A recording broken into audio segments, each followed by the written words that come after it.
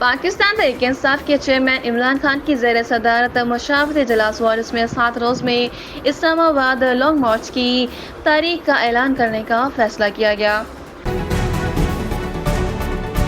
Moscow Ukraine کے 4 علاقوں کے عوام ہمیشہ کے لیے روس کے شہری بن گئے۔ آباد وزیر اعظم شہباز شریف کا کہنا ہے کہ گزشتہ حکومت کو عوامی تکلیف سے کوئی سروکار نہیں تھا۔ ہماری بھرپور کوشش ہے کہ معیشت کو مضبوط کیا جائے، مہنگائی میں کمی لائی جائے۔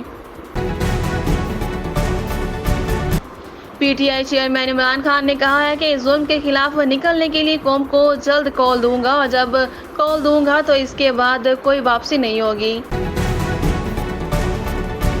کراچی کے علاقے شیر شاہ لیاری ایکسپریس وے پر ٹریفک حادثہ ہوا ہے، جس کے نتیجے میں 2 افراد جاں بحق جبکہ 1 زخمی ہوا ہے۔